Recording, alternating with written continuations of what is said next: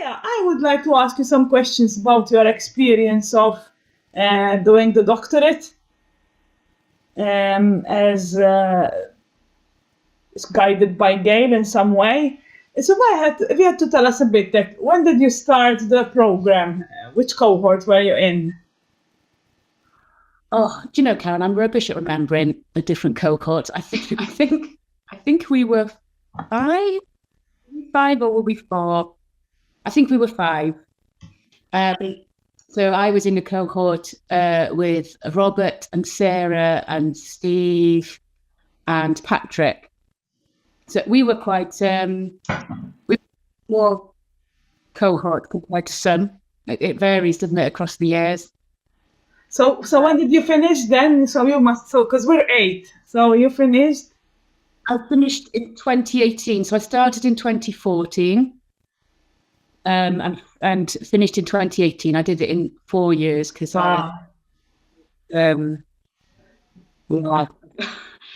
yeah, I'm not sure. Looking back, maybe I might have made different choices, but at the time it was just trying to get things done in order. I had a change of job and I was moving. So I was living in an island community at the time of doing the doctorate. And I moved back to mainland Britain, back to Wales, where I'm from. So I had a change of country, change of job.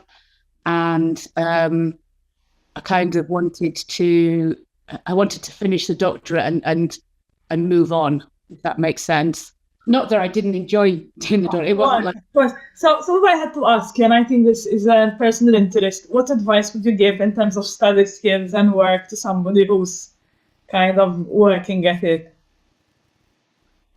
I think my best advice, honestly, is just to find your own rhythm, because, what works for one person won't work for another. I mean, I tried to get into a sort of more disciplined way of doing it, and that works for so many people. And when you read like how to do a doctorate, lots of people will give advice like putting, a certain amount of time aside each week, setting yourself targets, keeping a daily journal. There's lots of different sort of tools or techniques, if you like, that you can do. That you can trial out, but for me it was all about just finding my own rhythm and making it work with the lifestyle I already had, rather than try and change my lifestyle to fit the doctorate. So if I had to ask an aside, what kept you sane? What kept me sane? To be honest, I just really enjoyed it. I really enjoyed. I think, when you're researching a subject that's close to your heart and close to your everyday practices and your everyday way of being, then it doesn't feel like something that's outside of you. So it never felt for me something that was external or something that I had to. It was organic in some way, is what I get.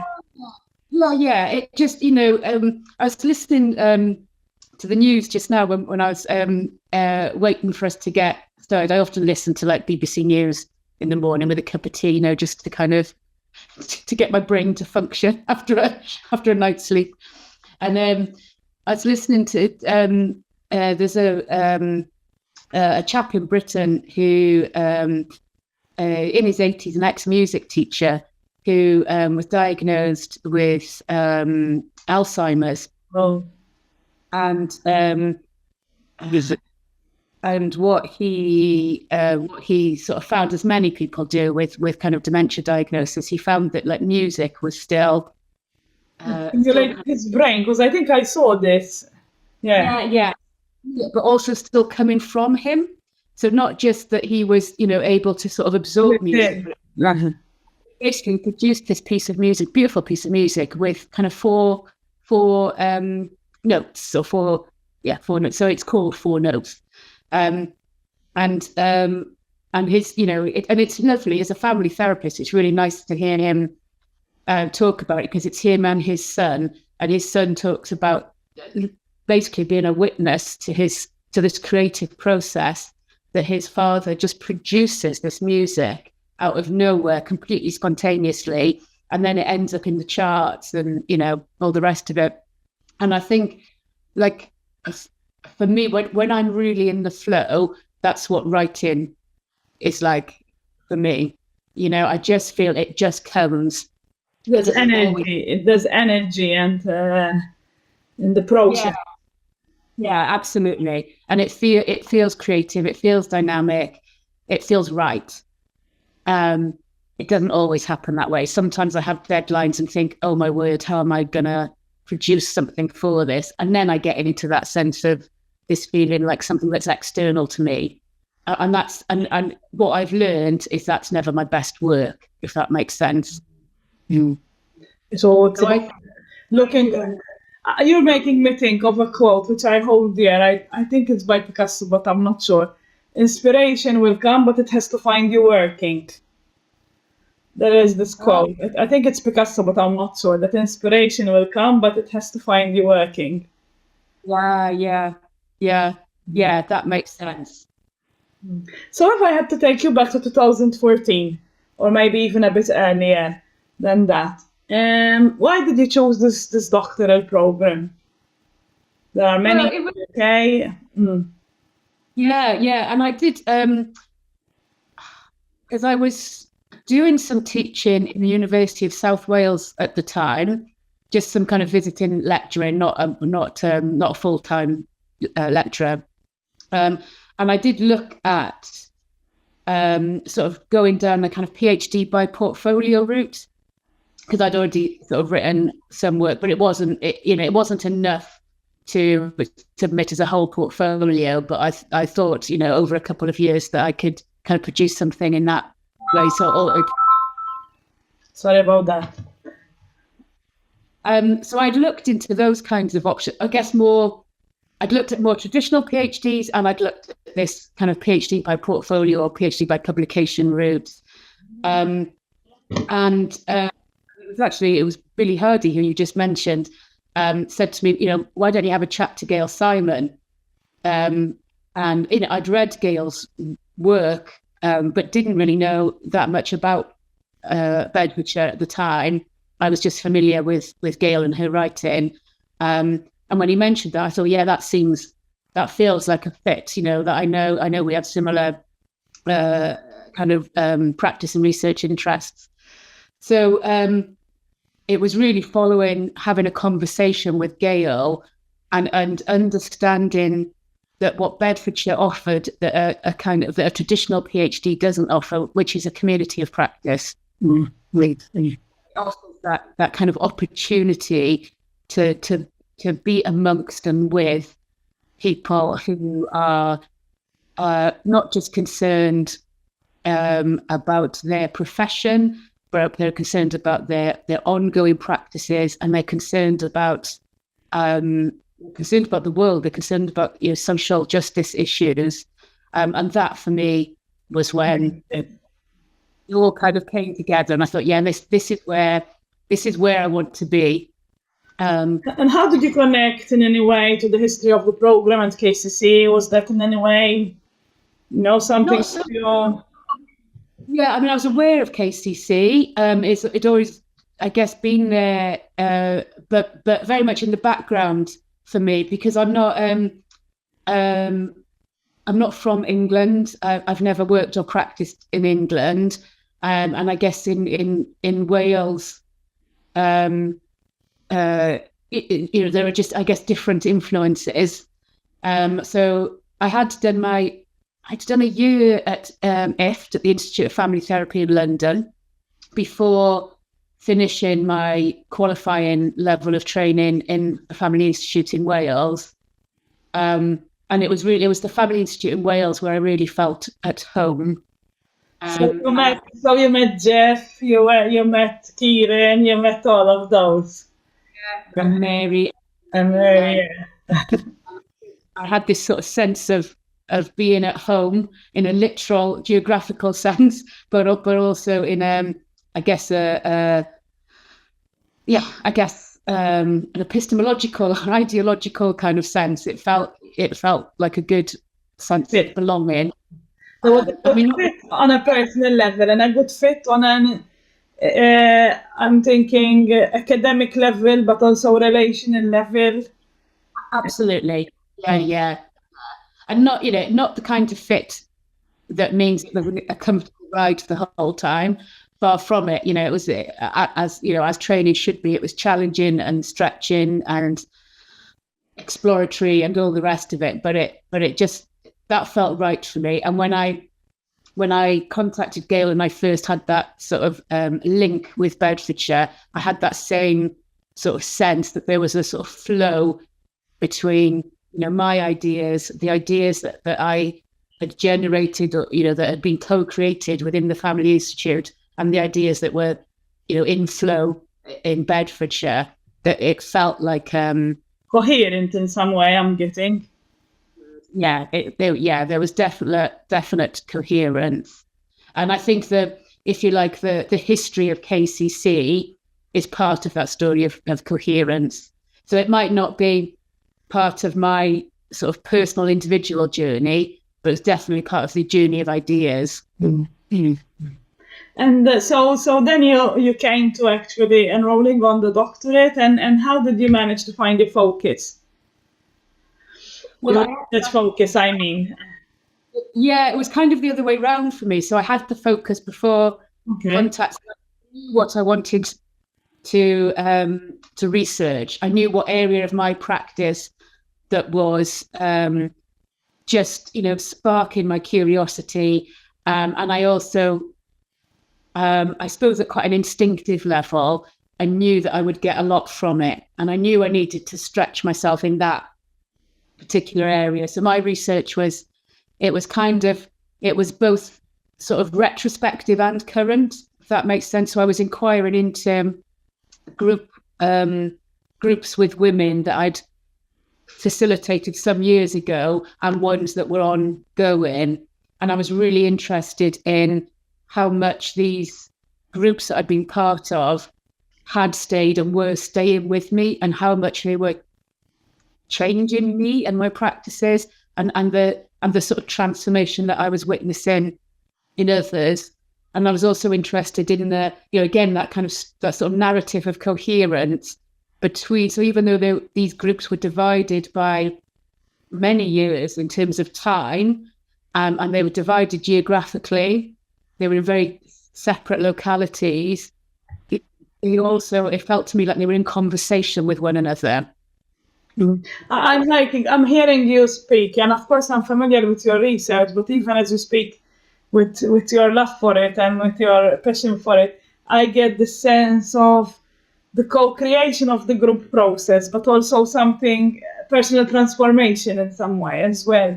And you are reflecting on how is this changing me, and I suppose even beyond my work, I mean, how is this changing me as a person?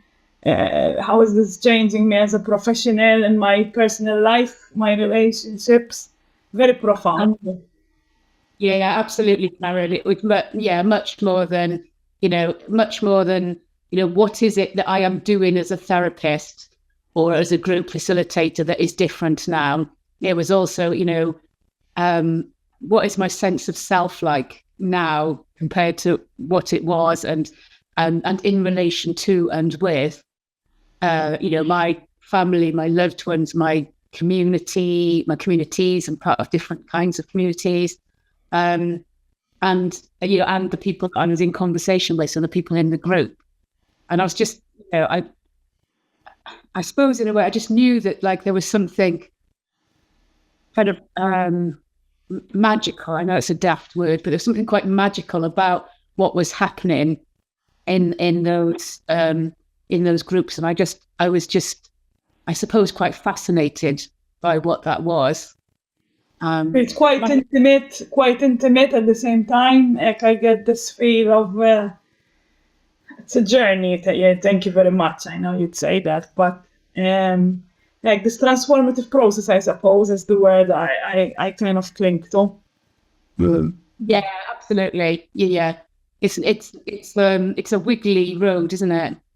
So if I had to ask you, what would you feel is your biggest contribution to the field, even at the time, but even now, it's still current and it still makes, it's still relevant. What would you say for yourself is your biggest contribution following this research journey? That I don't know if you experienced this, Karen, but that was for me the hardest question all the way through. So all the way through my research, this was the question that I kept grappling with. But what difference is it going to make? What contribution is this going to make? And it's the question that people ask you all the time. And whenever anyone asked me, I'd kind of I'd get this sort of dry feeling in my mouth, like I just don't know how to. Kind of have this sort of sense of panic because it just feels so big, doesn't it? It feels like, what is your unique contribution? It's kind of like asking, what is it that you bring to the world that is different to anyone else? And you're like, well, I don't really know. It's really hard to kind of pinpoint that. I learned to kind of fine tune it a little bit because, of course, the question came up in my Viva, to be prepared for that, because it was a question similar to it will come up. And so you have to find, I guess, good enough answers. I had a look at your paper, your work, and if I had to say for me what stayed with me, and I suppose, of course, I have an agenda as I'm doing my own research, so of course it speaks to me in terms of what I'm doing. But for me, it was about you giving permission to yourself, but also, of course, indirectly to other practitioners and professionals to go on that intimate journey and to explore it. And I suppose it's a bit reductive, but to normalize it for others as well. So in a way, we're giving permission to other people. I've worked with women, but I'm also doing group work in a different context. And it's also about you allowing yourself and by consequence allowing others to actually go on the journey and account for it and write about it, and not only write about the desirable bits of it and stay with, so it was I suppose an invitation to stay with complexity and frankness. And I think that is still, I think there's never enough of that.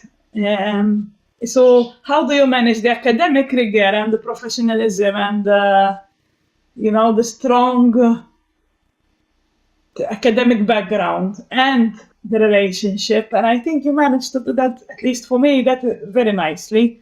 That is what I take as a reader or as a practitioner. That's a sort of the honesty in some way, although it sounds reductive, but I'm sure you get what I'm trying to say.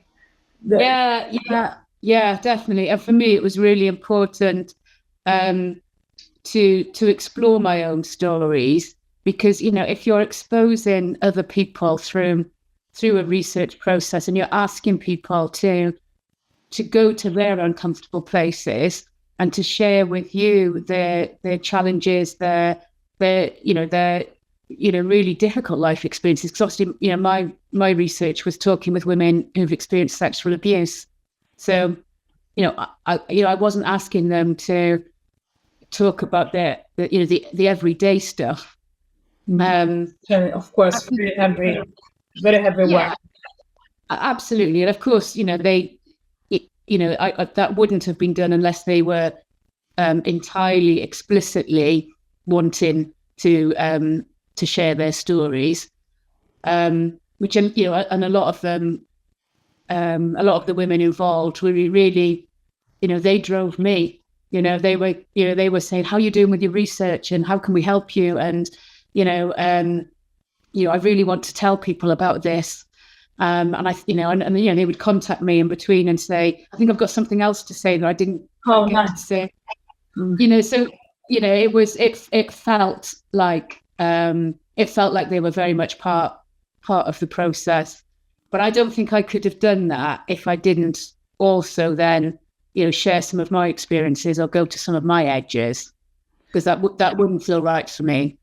And you did write a lot about power, but I think even when you were not directly thinking about power, I think what you made me think about is also how do you level the playing field with clients. I think you took a different position there, and you kept your boundaries and you kept your position, I suppose, is what I'm trying to say, or a professional role, but at the same time connected on a human level, which is much deeper, and that I appreciated a lot.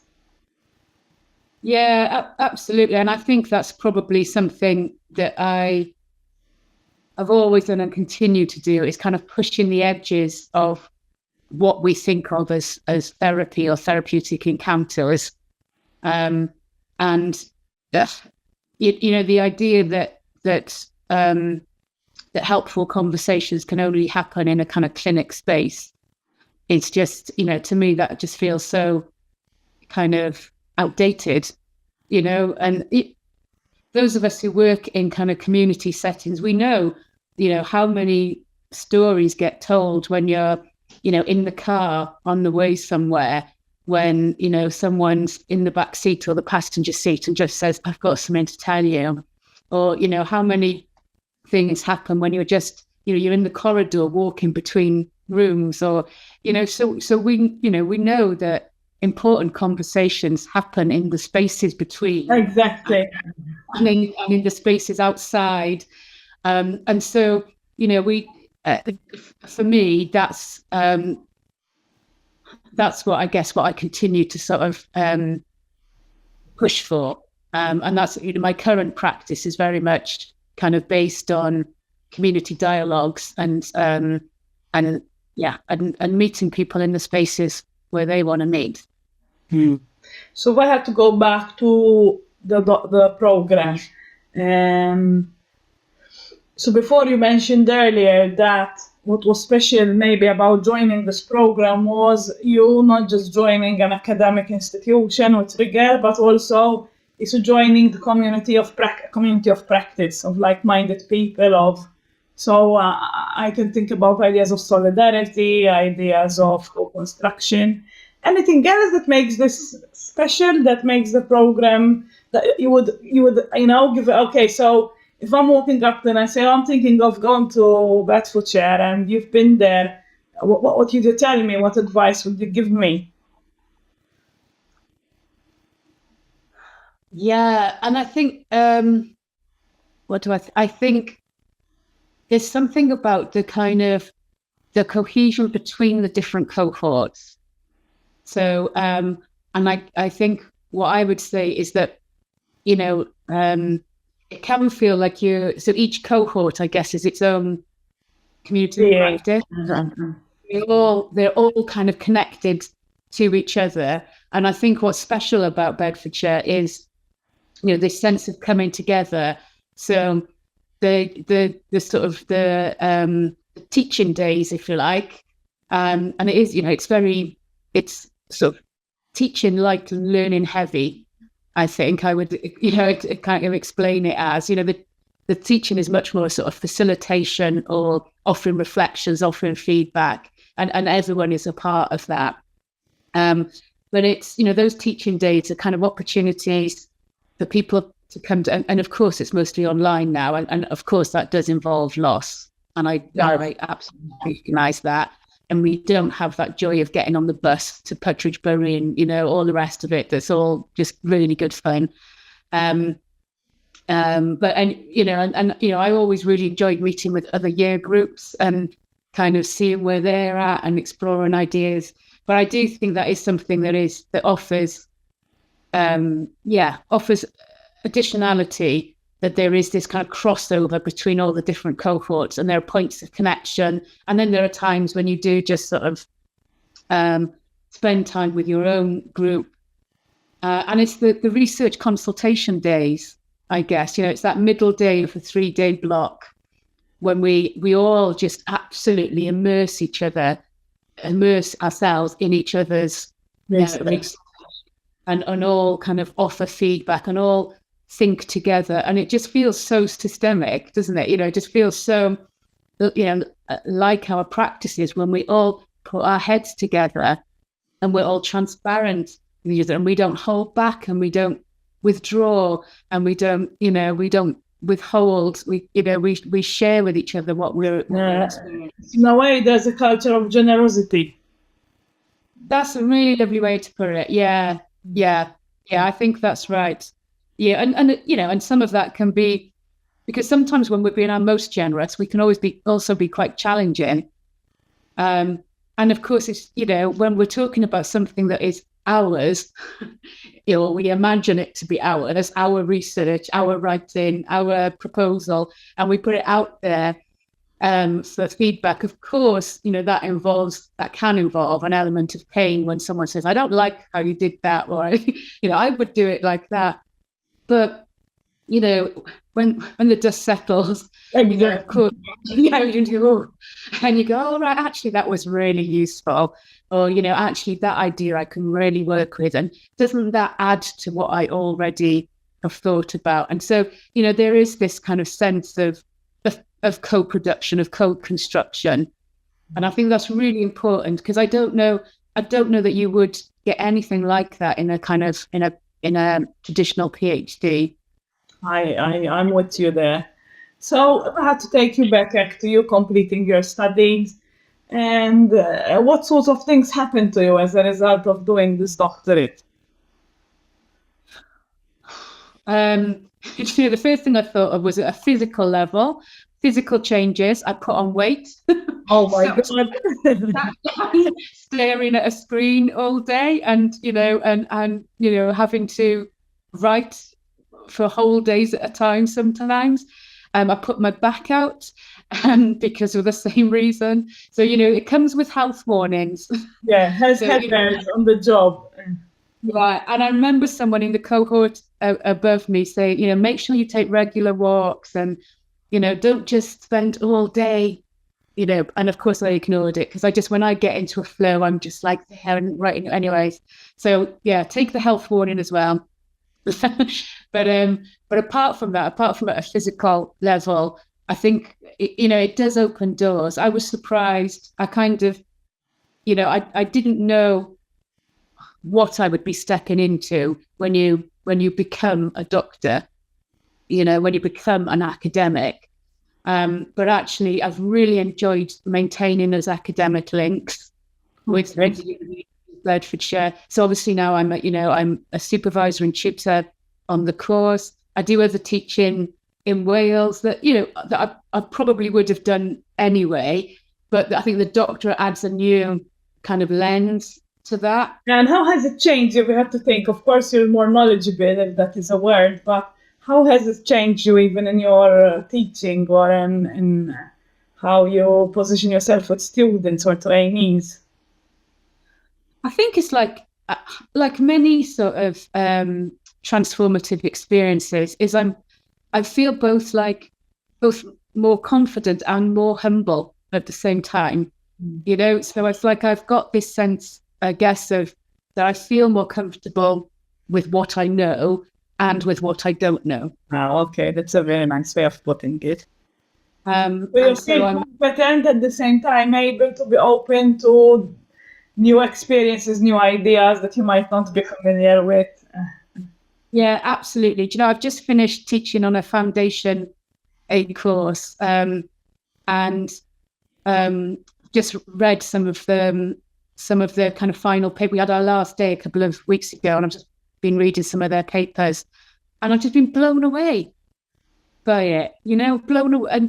And again, it's that idea of that sort of teaching light, learning heavy kind of model, or not learning heavy, learning in a vast sort of sense, because how people kind of run with ideas that you think that idea was just sort of floating around on one of the days, but someone has picked that up, or whatever it is they've done with it, and shaped it into something and added to it, and then it comes back to you in the form of an essay, and there's so much learning involved in that. There's what people have done with that. I've been, it's taken my learning somewhere else.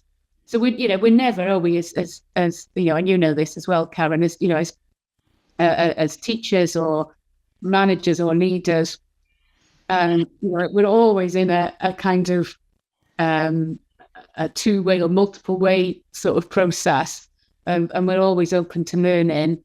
And I love It makes me feel like you're already open to learning anyway. It actually even made you go even wider than that in some way.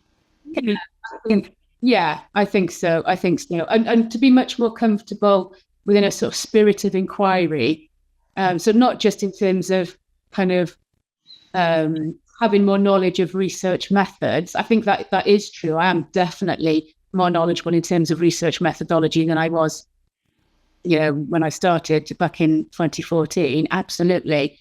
But it's more than that. It's more that sort of sense of being more in the spirit of inquiry. The curiosity, in some sense, the old concept, it's very relevant, but the concept of curiosity in systemic practice and even embodying that even further in some way. Yeah, I think so. Yeah. So if I had to ask you one last question, Leah, I'm always curious to ask around, maybe you've said a bit of this in terms of the, unfortunately, back pain or weight gain, but what have been the unintended consequences of doing this? Of course, when we go on this journey, we all have aspirations of where we'd like to take us. And I'm always curious when people have such a big target, I suppose, or such a big goal to reach, what the unintended consequences of getting there would be for them. I'm quite surprised when I asked this question. I was wondering what would that be for you? Yeah, I think unintended consequences, I guess, I suppose maybe it's the kind of flip side of that openness and curiosity that you were talking about, in that, it's really hard to shut that down. So I find myself, just like being more inquisitive and maybe more kind of skeptical about things that maybe previously I would have just absorbed or accepted or tolerated or put up with in some way. Absolutely. So I guess the unintended consequence of that is, my colleagues can perhaps get irritated with me saying, but why should we have to do it this way? Or why is irreverent, in some way being irreverent. The irreverence to constructs and to ideas, and it doesn't just stop with your work, then it becomes a position, a worldview in some way. Absolutely, yeah. So you can't watch the telly anymore or read a book without thinking, so when they're writing this, why aren't they writing about that? And they've missed a trick there, and they could have, so it's that I guess that could be an unintended consequence. Which I'm curious at, just decide how other people around you would perceive that.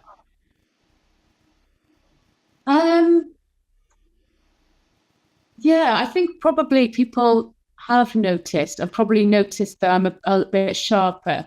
I don't mean sharp as in blunt or rude. No, I get what you're saying. Analytic in some way is what I get. Yeah. Nice. Yeah. Leah, firstly, thank you for your time. I know you're very busy.